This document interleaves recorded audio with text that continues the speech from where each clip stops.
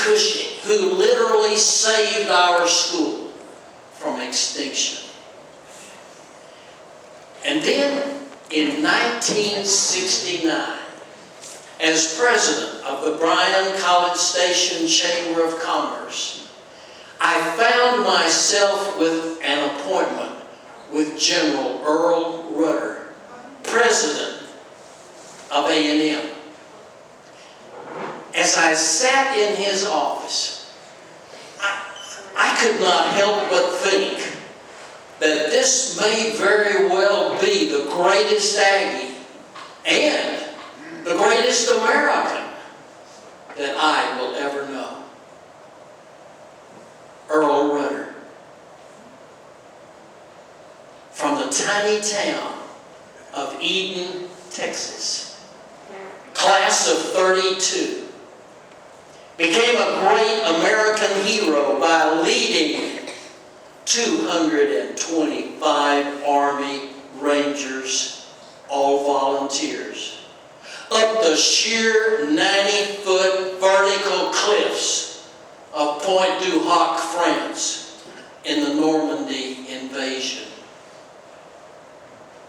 In spite of a casualty rate of nearly 60%, those brave warriors of the 2nd Army Battalion made it to the top, accomplished their mission, and saved thousands of Allied lives. And then Earl Rudder came back to A&M as president from 1959 until 1970.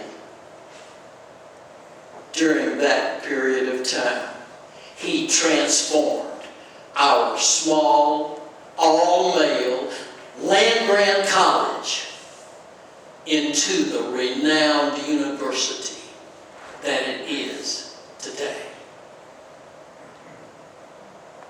Earl Rudder, hero.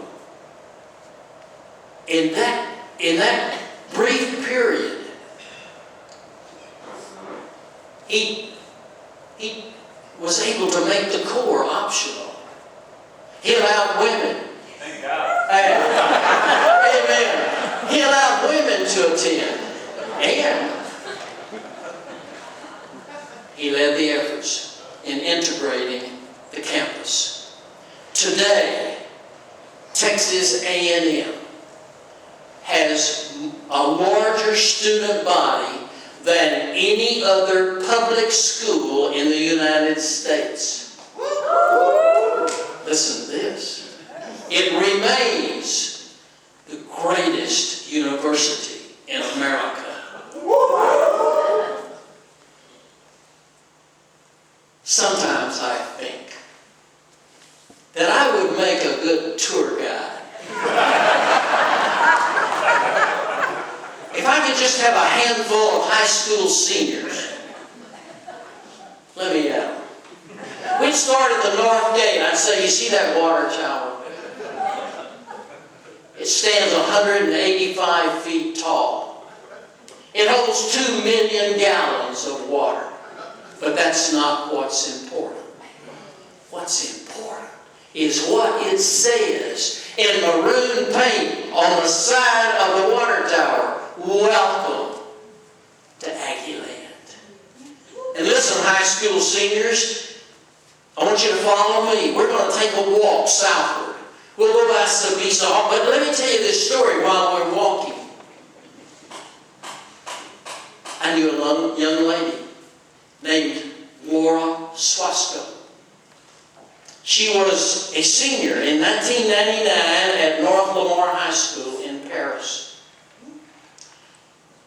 She knew exactly where she was going to college. She had a lock on valedictorian. She could go anywhere she wanted to go, but you see, her mom was an honor graduate in mathematics at the University of Texas. So Laura knew exactly where she was going to school. She never considered any other place.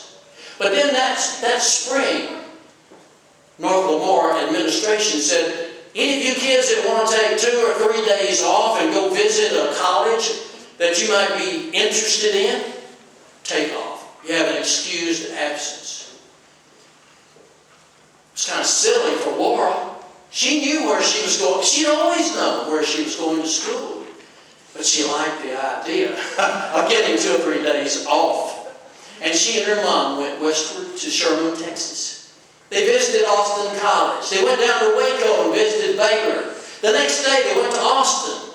Oh, they had a wonderful time at the campus at Texas, because after all, this is where Laura was going to be for the next 4 years.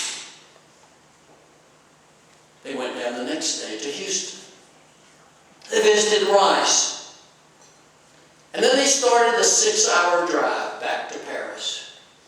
After they'd driven for a little while, Laura turned to her mom and said, Mom, why don't we go by A&M?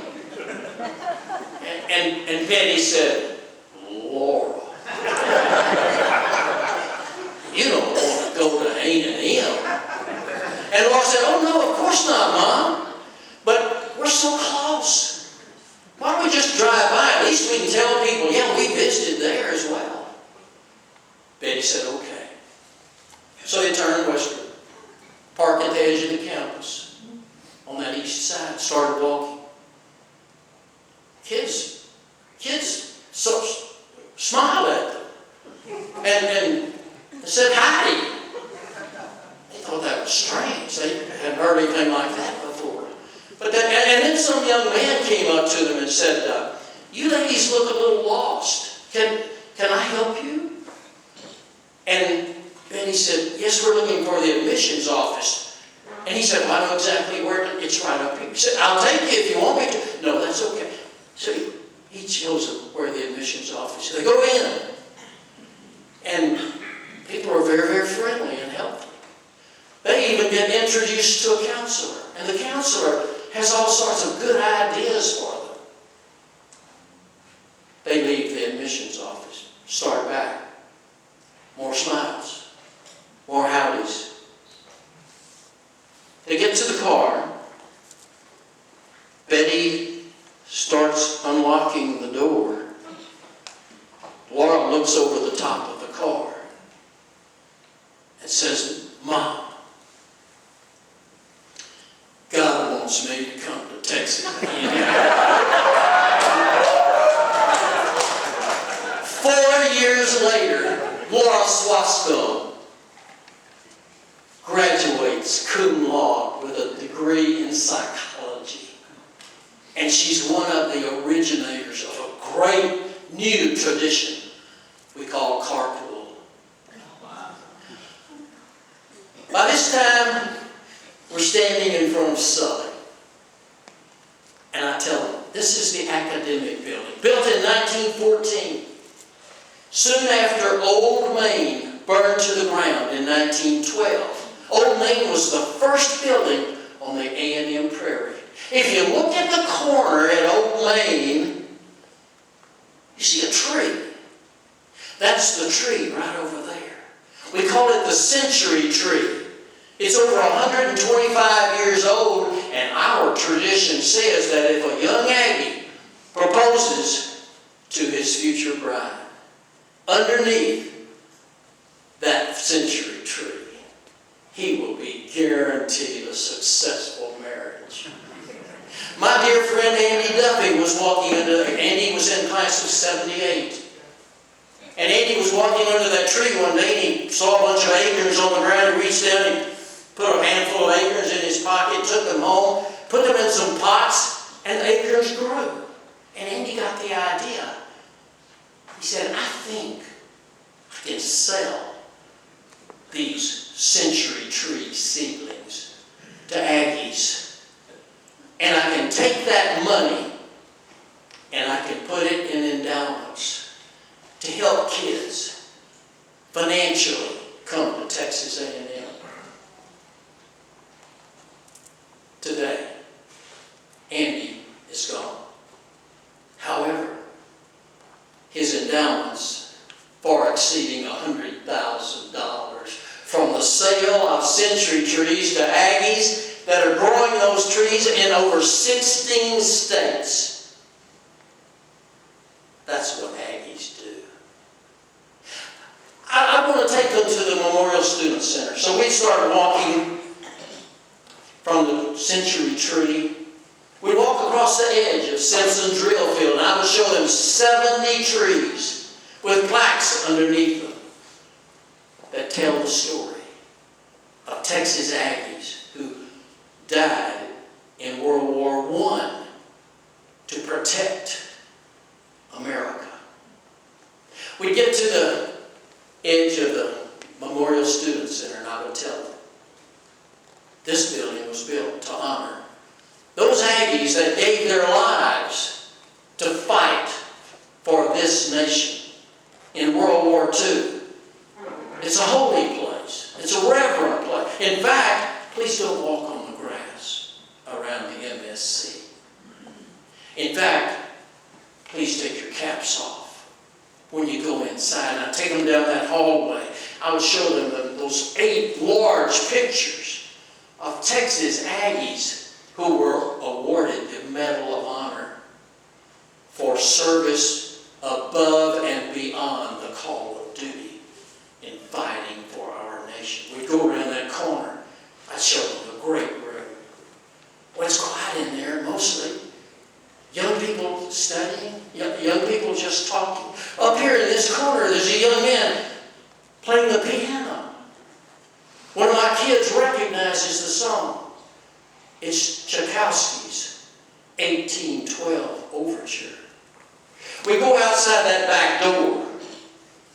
We walk across the street, past the 12th-man statue of E. King Gill. And I tell them that story, too, of what it means to be a 12th man. We'd walk on inside Kyle, and I would tell them, this was built in 1927. It, too, is a holy place. It's exactly where it's been all these years. We renovated, but we don't move it. That grass that you see, that's real grass. That dirt underneath the grass, that's real dirt. We don't move it. It's holy. The kids get a kick out of that, but I tell them this story, true story. So we're going into the SEC. We got to renovate Kyle Field. We want the best football stadium in the SEC. So we go out and hire us the best architect we can find. He's just finished doing a renovation of the Yankee Stadium in New York. When he gets ready to make his presentation to the Board of Regents, he says, gentlemen, this is going to be an expensive project. It's going to take a lot of time. $450 million to get what you want and need. I'm not sure how long it'll take, but it'll take a long time. But listen, gentlemen, I've got the answer. I can do this project for a lot less money, in a lot less time, and Kyle Field can have the most parking space of any athletic facility in the world. Across those railroad tracks, you've got 5,000 acres out there that you can build a stadium on. Let's put it out there. Don't even consider it. It took us 1 week to raise the $450 million to renovate Kyle Field. We worked night and day, around the clock, 7 days a week. And we did better than his best timetable. That's just the way Aggies do things. We leave Kyle, we go out to the east, just across the street. There's the new Aggie Park. $38 million worth of beautiful lakes and pathways and 700 trees and outdoor theaters. $38 million, all donated by Aggies. And this time next year, we will have nearly finished the activity center. $50 million activity center. Primarily for all sorts of entertainment in that center. But mostly for the awarding of the 15,000 Aggie rings that are put on the fingers of our beautiful kids every single year. Then we go a little bit further south, and I take them to the great, giant Aggie ring located behind the Association of Former Students. And I would tell them, this is the most photographed spot on the A&M campus. And then I have a bus, a little bus, waiting for them. We get in the bus and we start out toward the west. We go by the old Olson baseball field, except that's not what it is anymore. We now have the finest baseball facility in the SEC because two Aggie brothers who own Bluebell Ice Cream gave $9 million and said, fix it. Make it the very best. And they did. Then we go by the Bush complex. I showed them the library and the museum. And I would show them the actual rocks that came out of the Berlin Wall. And then we'd walk back behind the museum and we would see the quaint, beautiful graves of George and Barbara Bush and their little girl.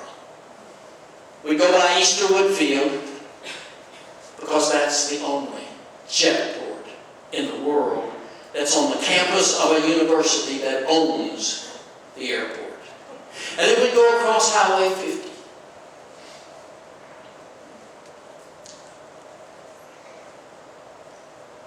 I would take them to the Aggie Field of Honor. In 2008, we made an agreement with the city of College Station. So we want a final resting place for Aggies and their loved ones. And we want it inside of Kyle Field forever. As of yesterday, 281 Aggies and or their spouses are now buried in the Aggie Field of Honor. We would go out, get on the Western Bypass, Farm to Market Road 2818. I cut the ribbon in 1969 on that bypass. We go past the new medical school. Well, incidentally, I still got the scissors. I didn't bring them, but I got them. We go past the med school, and then I'd take them to the old Bryan Air Force Base. It's not called that anymore. You see, it's called the Rellis Campus. Our chancellor named it. John Sharp said, that's our campus. It's going to be primarily for research, the best in the world, and we're going to call it the Rellis Campus. The reason is because those are the core values of Texas A&M. Respect, excellence, leadership, loyalty, integrity, selfless service. Yes, we want every kid that graduates from Texas A&M to have that great ring, that great degree, but we want him and her. We want them to have those core values. I would show them one thing especially that's interesting to me at the Relish campus. It's a mile-long hypersonics wind tunnel. Because when the Pentagon found out that the Chinese were ahead of us, that they could fire a missile that would go a mile a second, they looked to Texas A&M. They said, get us one of those. We're building the tunnel right now. And it won't be long till Texas Aggies will go in front of the Pentagon and say, here it is. Not only will this go a mile in a second, we have done even better. Then I take them back to the North Gate. I let them out in front of the Dixie Chicken. We go in and get a Coke, and I would tell them,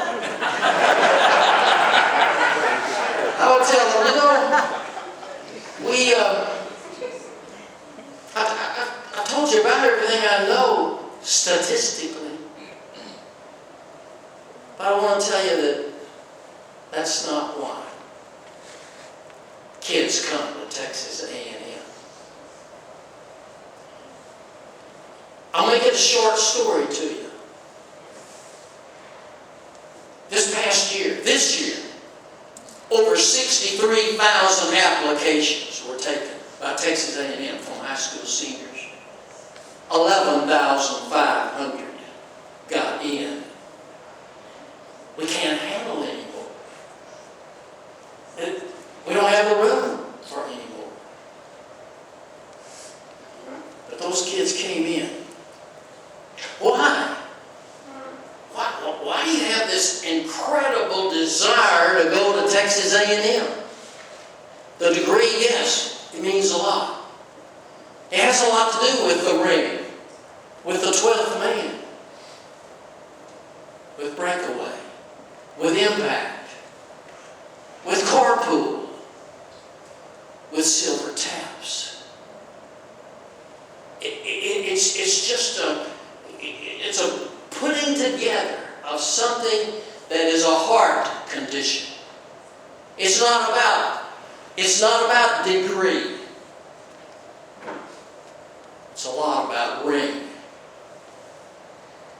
I paid $37 for my Aggie ring. That's in 1953. It's the most valuable physical asset that I own.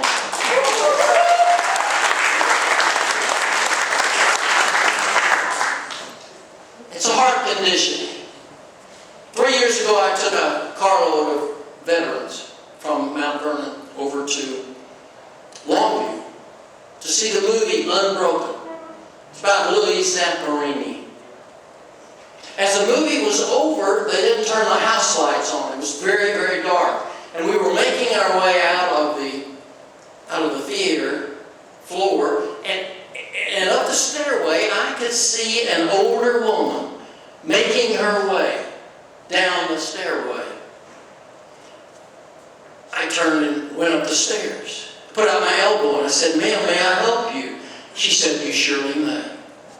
Together, we went down the dark stairs. We went around the aisle and out the long, dark hallway. When we got to the door, we opened the door and lots of lights. She turned to me. She said, "Thank you, sir." I said, "You're more than welcome.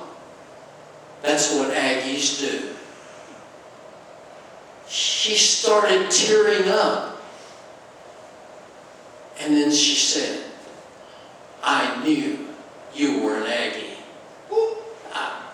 I said, "Ma'am, I don't understand. I don't have on an Aggie jacket, an Aggie shirt, an Aggie cap. You surely can't see my Aggie ring. How did you know I was an Aggie?"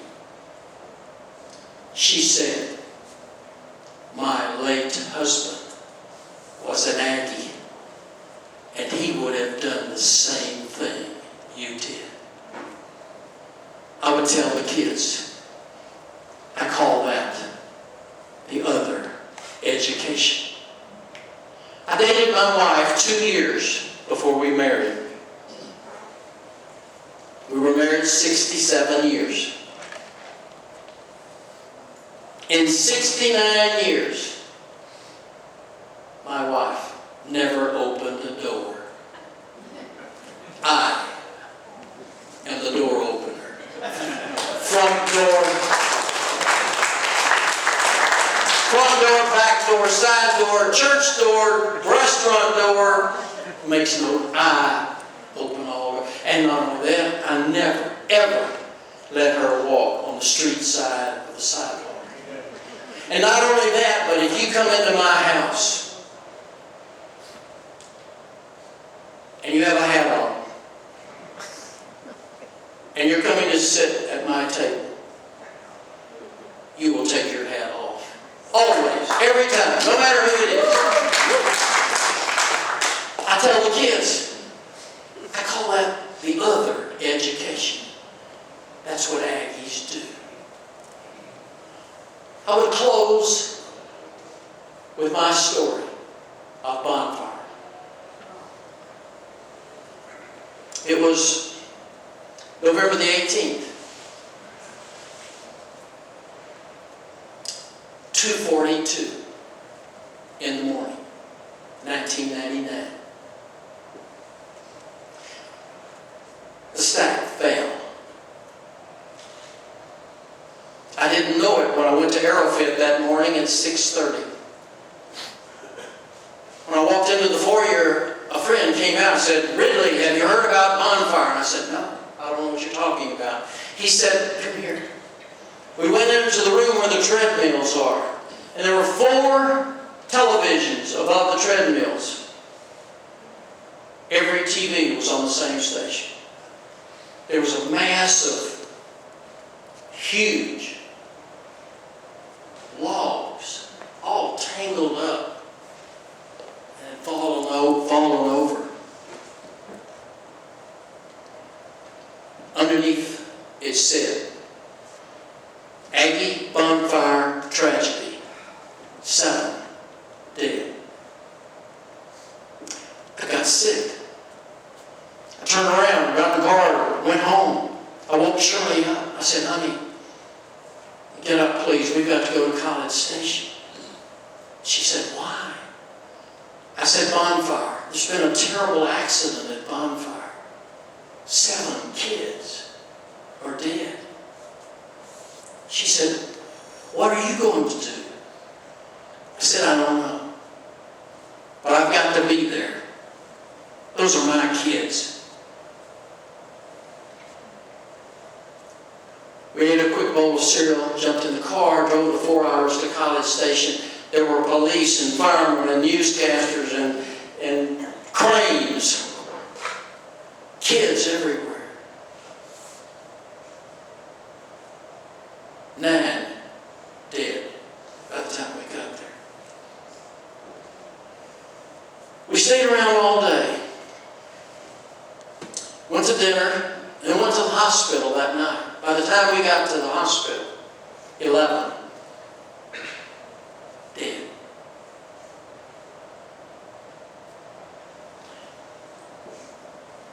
I've got to stop for just a minute because I've got 2 precious friends here tonight.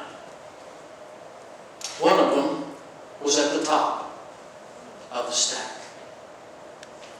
He made it. God's got a plan for him. And he had to drop out of school for a while to get his brain back in order.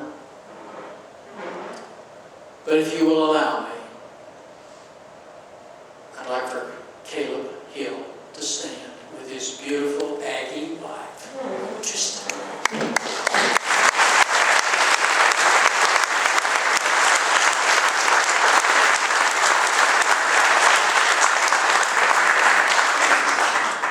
Mm-hmm.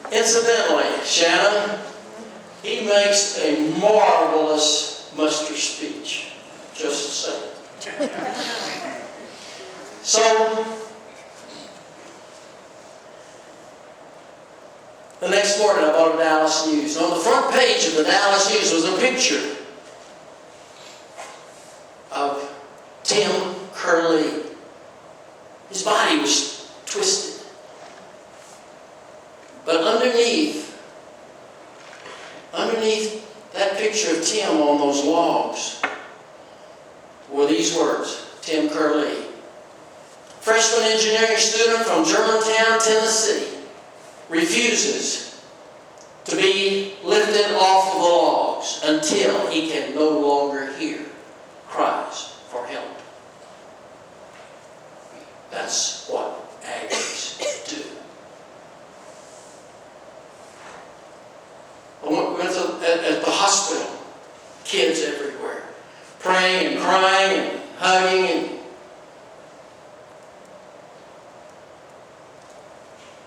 the next day we lost 10. That made 12. That's bothered me all of these years. I can't understand why. Why not 9? Or why not 11? Why not 13? Why? Why 12 at Texas A&M? I can't answer that. I just know it's mysterious. It's unusual because that number is such a precious number. Then I would tell the kids. It was 10 years later, after bonfire. I never got it out of my mind.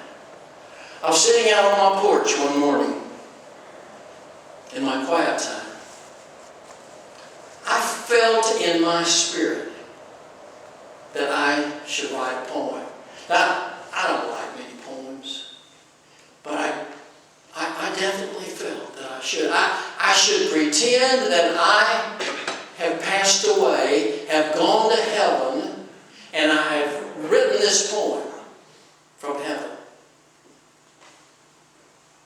I titled the poem, A View from Up Here. Here's what I wrote. Years ago, I searched for a school that taught books and following rules. Of all the great choices available to me, there was one that stood out. It was plain to see. A&M was my choice. An ag I became. I learned the traditions. I wore the great ring. But the greatest reward, even beyond my degree, was all about spirit. I can't explain it, you see. We say it's a spirit that can ne'er be told. It creates great traits like the brave and the bold. It gives us a reason to stand and be proud. We've never been licked. We shouted out loud throughout my life. It was important to me that everyone knew that's an Aggie they see. Life is now over. I have fought a good fight with Aggies all around me. We'll see no more night. Heaven's a great place. More than Aggies, you know. Yet we're easy to spot. Our rings make a show. I guess it makes sense. So many are here. We took a firm stand. God and country are dear. When I got here that day, just a short time ago, I was thrilled and excited. My heart was aglow. But I must admit, I was taken aback when I saw those 12 kids who died on the stack. I understand now why God called them away.